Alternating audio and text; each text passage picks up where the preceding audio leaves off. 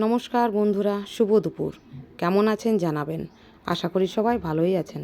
আমার গোলাপ গাছে বেশ কটাই কুড়ি এসেছিল, তার মধ্যেই এক দুটো ফুল ফুটতে পেরেছে। কারণ কি, রোদের যা তাপ, গরম হাওয়া দিচ্ছে, ওরা আর ফুটে উঠতে পারছে না। সময়েই বেশ সুন্দর ফুটছিল, অসময়ে তো আর ফুটতে পারে না, ওদেরও টাইম শেষ। তা মানুষের জীবনেও সেরকম। সময়ে যদি আপনি কাজ না করেন, কোনো কাজ যদি আশায় ফেলে রেখে দেন যে এটা পরে করব, তাহলে পরেই হয়ে যাবে। ওই কাজটা আপনার জীবনেও আর কমপ্লিট হবে না, সময়ের দামও আপনি দিতে পারবেন না, সময়ও চলে যাবে, কাজও পড়ে রয়ে যাবে, আর ওটাকে কোনো মতে আপনি কমপ্লিট করতে পারবেন না। তাই জীবনটাকে দাম দিতে শিখুন, জীবনের কাজটাকে দাম দিতে শিখুন। কারণ সময় পেরিয়ে গেলে কিন্তু ওইগুলো আর কোনো দিন ফিরে আসবে না। আজ আমার সকাল থেকে উঠতে অনেকটাই লেট হয়ে গেছিলো। লেট হওয়ার পরে আমি কাজও সেরকম কমপ্লিট করে উঠতে পারিনি। তাই ছেলেকে আমি বারবারই বলেছিলাম, সকালে উঠে কিন্তু একটু পুজোটা করে দিস। সকাল ছুটি চলছে স্কুলে, তাই কি আর উঠে?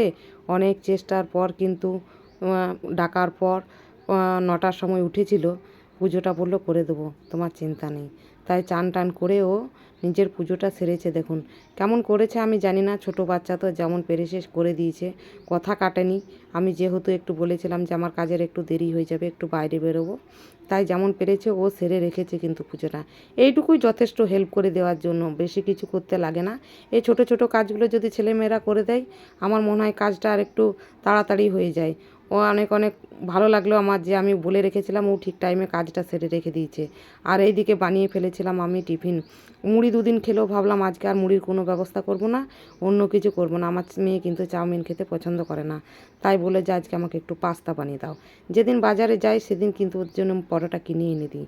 কোনো দিন মুড়ি, কোনো দিন পরোটা, কোনো দিন পাস্তা, যেদিন যেটা পারি, যেটা ওদের ইচ্ছা হয় সেটাই। ডিম টিম ভেজে রেখেছিলাম, পাস্তাটাও ভাজতে শুরু করেছিলাম। এর মধ্যেই মেয়ে বলে তাও কিছুটা ভিডিও আমি করে দিই, তাই সে তুলতে এসেছিল। আমার টিফিনেটা হয়ে গেলে তারপর ভাতেও একদিকে মেয়েকে বললাম যে একটু ভাতটা বসিয়ে দিস। মেয়ে ভাতটা বসিয়ে দিয়েছিল, কাজ করতে করতে ফাঁকে আমি ভাতটা নামিয়ে দিয়ে গেছিলাম মাঝে। তারপরে আমার শাশুড়ি মায়ের মনে হয় শরীরটা একটু খারাপ, বলে যে আজকে আমাকে প্লেন খাবার দেবে, আর মাছ মাংস কিছু খাবো না। তাই প্লেনের মধ্যে আর কিছু খুঁজে পেলাম না, ভাবলাম আজকে পোস্ত ভাত ডালই করি। তা ভাবলাম পোস্ত ভাত ডাল কেন, যখন ফ্রিজে পটলগুলো আজ কদিন থেকে রাখা আছে, রান্না বান্না হয়নি, তাই আজকে পটলগুলো করে দিলাম। কারণ ফ্রিজে আর কদিনই ফেলে রাখবো, পরে তো আর নষ্ট হয়ে যাবে, কাজে লাগবে না। তা আজকে বললাম আমার পোস্ত ডালের সাথে একটু পটলটা করে দিই। আজ মাছ মাংস আর কিছুই খাবেন না, গরম পড়েছে তো, তাই আর সহ্য করতে পারছে না। এই তো পটলটাও রান্না হয়ে গেছে।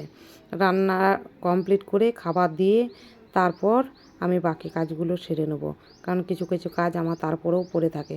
খাবার ওদেরকে 1:30টার মধ্যে আমি দেওয়ার চেষ্টা করি, কারণ দেরি হয়ে গেলে একটু বয়স্ক মানুষ আর এরাও বাচ্চা, থাকতে পারে না।